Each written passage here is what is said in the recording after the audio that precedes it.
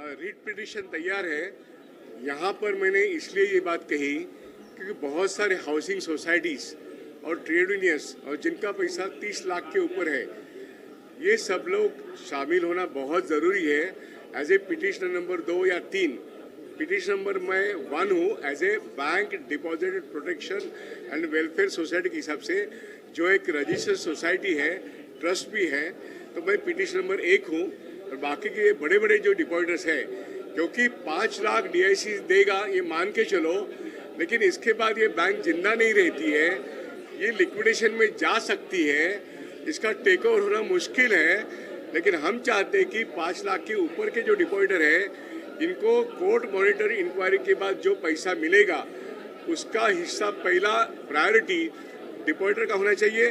और दूसरी बात, DICC एक्ट का क्लॉज 16 कहता है इनके पूरे पैसे पर इनका पूरा अधिकार है।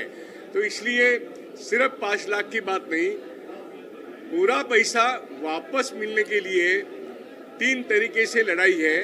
कोर्ट के लड़ाई में ये सारे मुद्दे कानूनन और एक court monitored investigation and inquiry होके जो प्रोसीड्स आएगा, उस प्रोसीड्स में हमें एक न्याय मिलना चाहिए। और ये बात मेरे ख्याल से भारत देश में पहली बार होने जा रहा है, क्योंकि नी इंडिया कोऑपरेटिव बैंक एक फ्रॉड में फंसी हुई है पिछले 5 साल में। इसमें 122 करोड़ का कैश ट्रेजरी में से, करेंसी में से जाता है। ये सबसे बड़ा गुनाह है और RBI कुछ भी नहीं कहती है, सिर्फ EOW बोल रहा है। इसलिए कोर्ट मॉनिटर इंक्वायरी ये सबसे बड़ी ज़रूरत है। और हम चाहते सबका पैसा, पूरा पैसा 100% उनको वापस मिले। इसलिए कानूनन लड़ाई और रास्ते की लड़ाई, उसके बाद मीडिया को बात करके एक लोगों का 5,000 का बड़ा एक आज़ाद मैदान में डेमोन्स्ट्रेशन या धरना करना, ये भी आगे का प्लान है। पार्लियामेंट जारी है, महाराष्ट्र गवर्नमेंट का सेशन जारी है, हमारी लड़ाई तेजी से आगे बढ़ते जाएगी। सर, एक सवाल मेरा ये भी है कि आज मुझे पता चला कि PMC बैंक का मर्जर होने के बाद भी डिपॉजिटर्स को उनके पैसे नहीं मिल रहे हैं और कई ऐसी मीटिंग हो रही है न्यू इंडिया डिपॉजिटर्स के साथ, जिसमें ये कहा जा रहा है, मर्जर की बात की जा रही है। तो merger is a solution for this crisis? Merger पहले जो हुआ करते थे, जैसे सारस्वत बैंक ने करीब 10 बैंक ले लिए, वहाँ पे डिपॉजिटर का पैसा पूरा प्रोटेक्ट हुआ। ऐसा ये PMC का मर्जर नहीं है। PMC का मर्जर मतलब उनके सारे डिपॉजिटर को, उनके डिपॉजिट को एक यूनिटी फाइनेंस नाम के बैंक को सौंपा गया। और यूनिटी फाइनेंस बैंक ये असल में कोई बैंकिंग की ऐसी कोई संगठन नहीं है, वो नॉन बैंकिंग फाइनेंशियल कंपनी का उनके पास लाइसेंस है, RBI ने दिया हुआ। तो एक कोऑपरेटिव बैंक PMC नाम की, पंजाब एंड महाराष्ट्र कोऑपरेटिव, इसका कन्वर्शन, टेक ओवर एक नॉन बैंकिंग फाइनेंशियल कंपनी ने किया है, जहां पर 5 लाख का डिपॉजिट के ऊपर का डिपॉजिट 10 साल के बाद मिलने वाला है। इसका मतलब 100 रुपये में से जब पैसा मिलेगा तो वो सिर्फ 65 रुपये मिलेंगे। तो ये जो बात है, PMC की बात उनके डिपॉजिटर के हित में नहीं है, इसलिए वो लड़ाई आज भी बम्बई के हाईकोर्ट में जारी है। 35%, लेकिन पैसा गया कहाँ? 100 का अगर 100 रुपये तो मैंने पूरे भरा था, डिपॉजिट दिया था, मुझे 10 साल के बाद भी 65 रुपये ही मिले। देखिए, हर बैंक में DICC कहती है हम आपको इंश्योरेंस का पैसा दे रहे हैं। PMC में DICC ने यूनिटी फाइनेंस को लोन दिया है। DICC ने जितना पैसा 5 लाख रुपए का होता है, वो एक लोन के तौर पर यूनिटी फाइनेंस बैंक को दिया है। बहुत सारे लोगों को ये मालूम नहीं है। इसलिए DICC कानून में जो तब्दीली हो गई अगस्त 21 में, वहाँ पे सेक्शन 18(1), 18(2) इसमें PMC को एग्जेम्प्ट किया है। और इसलिए मैं समझता हूँ 5 लाख कानूनन सब लोगों को मिले, वहाँ पे वो एब्जॉर्ब हुआ एक दूसरे बैंक में, और उनको एक्चुअली 10 साल के बाद मिलने वाले हैं। ये सबसे बड़ा अन्यायकारक टेक ओवर है। इसके पीछे भी एक स्कैम और साजिश है। वक्त आते ही इसके बारे में मैं बाद में खुलासा करूंगा। सर, न्यू इंडिया बैंक के जितने भी बैंक होल्डर्स हैं, अकाउंट होल्डर्स हैं, वो ये ये जानना चाहते हैं कि उनका आगे भविष्य क्या होगा, उनका पैसा उन्हें कैसे मिलेगा। देखिए 25,000 तो अब मिल रहे हैं, लेकिन 5 लाख की बात हो रही है, लेकिन 5 लाख कितने लोगों को मिलेगा ये कोई नहीं बता सकता। मेरा कहना है कि अगर 5 लाख देना है तो आरबीआई को एक नोटिफिकेशन जारी करके 90 दिन में देना पड़ेगा, किसी को एग्जेम नहीं करना चाहिए। यहाँ पे मैं सुन रहा हूँ कि कुछ बड़े अकाउंट होल्डर को जिनकी मैच्योरिटी डेट दूर की है, उनका पैसा लॉक इन पीरियड में वो देंगे नहीं। ये सरासर अन्याय है। उसको टियर 2 बॉन्ड बनाने की बात कर रही है, ये लोगों को मालूम भी नहीं है। इसलिए बम्बई की हाईकोर्ट में ये मुद्दा हमको उठाना पड़ेगा और कहना पड़ेगा कि 5 लाख सबको देके 5 लाख के ऊपर का जो है वो भी हमको प्रोटेक्ट करो। ये सारी बातें कानूनन है और इसलिए संविधान के तहत मेरे पूरे पैसे पर, मेरे पूरे प्रॉपर्टी पर मेरा हक है, ये बात बोलनी पड़ेगी। तो आज के तारीख में न्यू इंडिया में आरबीआई ट्रांसपेरेंटली ऑपरेट नहीं हो रहा है, कुछ बातें छिपा रहा है। जैसे उन्होंने नॉन परफॉर्मिंग एसेट कितने हैं ये अभी भी बोला नहीं है। सिर्फ 122 करोड़ वो करेंसी चेंज में से पैसा गुम हो गया है, इसी के बारे में है। तो मैं कह रहा हूँ आरबीआई बहुत कुछ छिपा रहा है और 5 लाख भी पूरा नहीं देगा, इसलिए लड़के ही वो भी लेना पड़ेगा। सर, ये जो न्यू इंडिया बैंक का क्राइसिस खड़ा हुआ है, जनता ये जानना चाहती है कि इसके लिए कौन लोग जिम्मेदार हैं और इनका आगे क्या होगा। ये न्यू इंडिया कोऑपरेटिव बैंक के अंदरूनी लोग जिम्मेदार है, लेकिन आरबीआई रेगुलेटर है और सुपरवाइजर है। तो आरबीआई अपना जो एक सुपरवाइजिंग और रेगुलेशन का काम है, वो जनवरी 20 को ये सब मालूम होने के बाद भी उनके 5 साल का कंकरेंट ऑडिट, स्टैट्यूटरी ऑडिट और जितना सारा उनके पास डाटा है, क्या आरबीआई अपने आप को छिपा सकती है? मैं कह रहा हूँ डीमोनेटाइजेशन को उन्होंने छिपाया, वैसे ही न्यू इंडिया कोऑपरेटिव में आरबीआई पूरी तरीके से गुनहगार है। आरबीआई को हम बाध्य नहीं कर सकते हैं कोर्ट के माध्यम से कि इस बैंक को किसी सॉल्वेंट बैंक में मर्ज किया जाए और सारे डिपॉजिटर्स को प्रोटेक्ट किया जाए, ऐसा तो होना ही चाहिए। मर्जर की बात आरबीआई खुद कहेगी कि ऑन मेरिट्स होता है, कोई लेने वाला है तो हम बात करेंगे, लेकिन 90% डिपॉजिटर को पैसा देने के बाद कौन इन्वेस्टर आके इस गड़े मुर्दे को लेगा? सर, जनता को आगे क्या करना चाहिए? हाँ? जनता को इस हालत में क्या करना देखिए, न्यू इंडिया कोऑपरेटिव बैंक एक स्कैम है। आरबीआई बहुत कुछ छिपा रही है, इसलिए इस बैंक के लोग और इस बैंकों में नहीं, तमाम बैंकिंग इंडस्ट्री के लोगों को रास्ते की लड़ाई सरकार पर दबाव लाके बनाना पड़ेगा और ये कहना पड़ेगा कि तमाम बैंक डिपॉजिटर जो बैंकिंग व्यवस्था में है उनके लिए एक कानून बनाया जाए और पूरा पैसा सुरक्षित रखने के लिए, मतलब एक कॉन्स्टिट्यूशनल सॉवरेन गारंटी सारे बैंक डिपॉजिटर्स को देने के लिए इस देश की सरकार ने एक नया कानून बनाना। इसलिए हम सारे पार्लियामेंट के मेंबर की तरफ, चाहे वो कांग्रेस हो या बीजेपी हो, लेफ्ट हो, कोई भी हो, सबके पास जाएंगे और एक कानून की मांग करेंगे।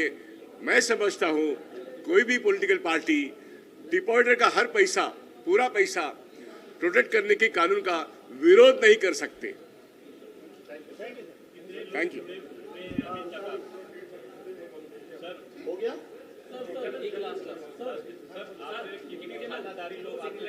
हाँ?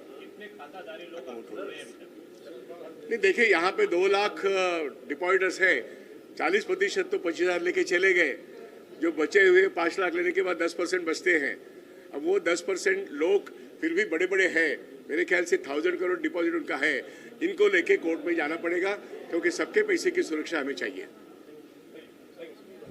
जो वॉइस ऑफ विक्टिम्स और सिटी हेडलाइंस न्यूज़ चैनल के माध्यम से इस कार्यक्रम का आयोजन किया गया और इस कार्यक्रम का आयोजन करने के पीछे का जो मंशा थी हमारी, वह यह थी कि आए दिन जिस प्रकार से बैंकों में घोटाले हो रहे हैं और लोगों के, आम जनता के पैसे डूब रहे हैं, उनके पैसे की रक्षा सुरक्षा कैसे की जाए और इसकी जिम्मेदारी कैसे तय हो और लोगों को एकजुट कैसे किया जाए। तो आपने देखा होगा विश्वास जी ने इतने लगातार कई दिनों से और कई वर्षों से संघर्ष करते आए हैं और उनके संघर्ष करने के दरमियान निष्कर्ष निकल के आया है कि 1 लाख से 5 लाख तक का इंश्योरेंस लोगों की गारंटी एक श्योरिंग का हुआ है। तो अब ये समय न्यू इंडिया की परिस्थिति जब देखने को मिली तो उसमें ये समझ में आया कि 122 करोड़ का घोटाला आरबीआई की मॉनिटरिंग और सुपरविजन के बीच में हुआ है, उनकी निगरानी में हुआ है। तो अब ये लोगों की समस्या है कि लोगों के पैसे कैसे उनको मिले। आज इस पूरे विषय में एक आपको गहराई की बात को बताता हूँ कि रिजर्व बैंक ऑफ इंडिया ने 13 फरवरी को सर्कुलर निकाला कि 6 महीने तक किसी भी प्रकार का लेन देन नहीं होगा, लेकिन उसके ठीक बाद उन्होंने वापस से एक निर्णय अपना सुनाया, वो ये है कि 25,000 रुपये आप ले सकते हो, 5 लाख रुपए तक आपको DICGC के माध्यम से इंश्योरेंस मिलेगा। एक बात तो समझ में ही नहीं आई, जब जिस आरबीआई ने ही सर्कुलर निकाला उन्होंने कहा 6 महीने तक कोई लेन देन हो ही नहीं सकता है, तो जब 6 महीने तक लेन देन नहीं हो सकता तो फिर ये 25,000 का लेन देन शुरू कैसे हुआ? ये भी बैंक के आरबीआई के नियम के खिलाफ जाके किया जा रहा है। आरबीआई अपनी चोरी बचा रही है और अपने आप को छुपाने की कोशिश कर रही है। इसके लिए जनता से हमने आह्वान किया, आज लोगों से, नागरिकों जो डिपॉजिटर थे उनको एक मंच पे लाके हमने एक जगह दी, पूरा उनको विस्तृत रूप से हर एक बात की जानकारी बताई कि जब तक कंपनी लिक्विडेशन मोड में जाती नहीं, बैंक का लाइसेंस सस्पेंड नहीं होता है, तब तक किसी भी प्रकार से इंश्योरेंस कंपनी दाखिल ही नहीं हो सकती है। और दूसरा, इंश्योरेंस कंपनी अगर ये बात कह रही है कि हम आपको पैसा दे रहे तो आप मेहरबानी नहीं कर रहे हो, क्योंकि हर 100 रुपये में 12 पैसा मैं अपना खुद का इंश्योरेंस कंपनी को सिक्योर्ड करने के लिए देता हूँ। हमारा पैसा इंश्योरेंस करने के लिए मैं नहीं दिया था, आपने वो किया है। तो ये पूरी तरीके से आरबीआई की पॉलिसी गलत चल रही है। अब जनता को ही समझना है कि उनको अपने पैसों की हितों की रक्षा करने के लिए सड़कों की लड़ाई कैसे लड़नी है, कानूनी प्रक्रिया में कैसे भागीदार बनना है। एक वॉइस ऑफ विक्टिम, ये हम पीड़ितों की आवाज़ है, हम लोगों ने दर्द समझा, उनको एक प्लेटफॉर्म दिया। यहाँ तक हमारा काम था। आगे उनकी लड़ाई, अगर वो 2 कदम आगे बढ़ेंगे तो 4 कदम उनके साथ आगे बढ़ के हम लड़ते रहेंगे। ये जो न्यू इंडियन कोऑपरेटिव बैंक है मीरा रोड ब्रांच, उसमें हमारी भी काफ़ी बड़ी एफडी है और काफ़ी सारा प्रॉब्लम हो रहा है उसमें। और गवर्नमेंट भी न्यूज़ में ला रही है कि DCCI जो इंश्योरेंस कंपनी है वो 5 लाख से लिमिट वो बढ़ाने वाली है, तो वो उसका भी कोई क्लियरेंस है नहीं। 5 लाख से 15 लाख तक बढ़ाने की बात कर रही है, पर उसका भी कुछ क्लियरेंस है नहीं। प्लस आरबीआई भी कुछ इसमें कुछ गाइडलाइंस नहीं दे रही है, आरबीआई से भी कुछ भी क्लियरेंस नहीं आ रही है। तो हमारा मीडिया से ये रिक्वेस्ट है कि आप ये प्रॉब्लम सॉल्व करें और डिपॉजिटर को जो भी ये प्रॉब्लम हो रहा है उसका कोई जल्द से जल्द सॉल्यूशन निकाले ताकि आम आदमी को परेशानी ना हो। बहुत है और इस प्रॉब्लम का रिजोल्यूशन सरकार को और आरबीआई को तुरंत करना चाहिए। एक और बात मैं बताना चाहता हूँ कि जो इंश्योरेंस की बात चल रही है, तो जिसमें ऐसा कहा जा रहा है कि 5 लाख रुपीस तक का इंश्योरेंस दिया जाएगा, लेकिन उसमें एक और दूसरा टेक्निकल पॉइंट ये आ रहा है कि जिनकी एफडीज लॉन्ग टर्म एफडीज है या जिनकी लॉक इन पीरियड में एफडीज है, तो वो मतलब 5 लाख की हो या उससे ज़्यादा की भी हो, तो उसका पैसा नहीं दिया जाएगा इंश्योरेंस। तो ये पॉइंट आरबीआई को क्लैरिफाई करना चाहिए। और ऐसे बहुत से लोग हैं जिनका लॉन्ग टर्म एफडी है, तो उसको उसकी राहत मिलनी चाहिए। ये इमीडिएट अटेंशन का इशू है, तो उसको रिजॉल्व करना चाहिए।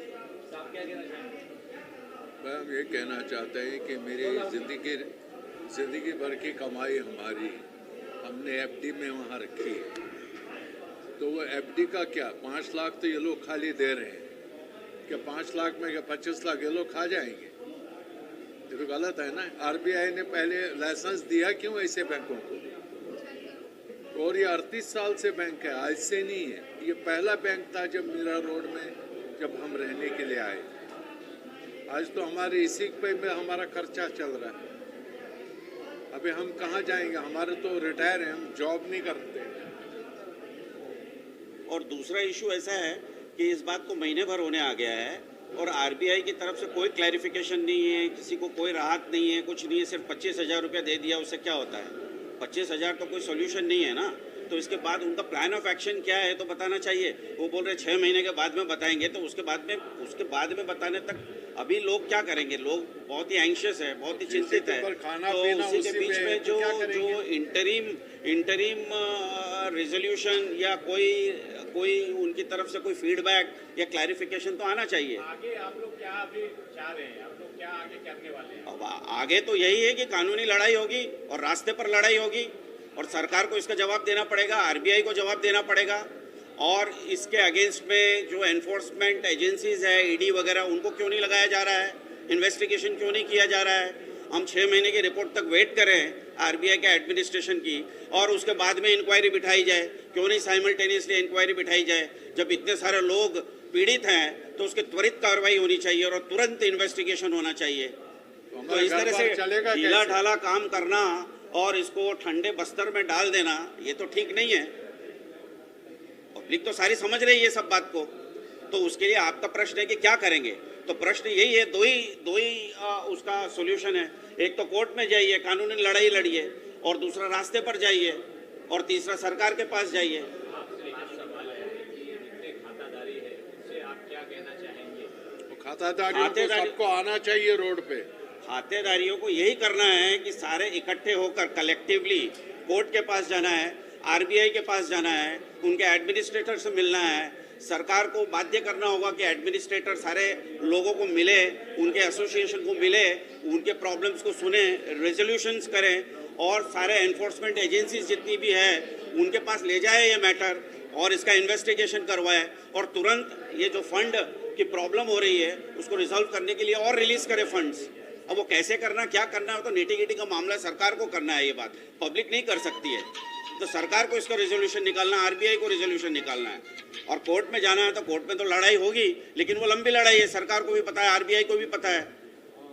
तो अगर इंटेंशंस अगर ऑनरेबल है, अगर इंटेंशन सही है सरकार के और आरबीआई के, तो उनको त्वरित कार्रवाई करनी चाहिए। जो भी करना है वो उसको ठंडे बस्तर में डालकर 6 महीना, 8 महीना, साल भर, उससे तो कोई सॉल्यूशन होने वाला नहीं है। वो वही हुआ जो पहले हुआ दूसरी बैंकों का। तो अब तो वो समय लद गया है। अब तो नई सरकार है ना, तो नई सरकार को नया कार्य करना होगा।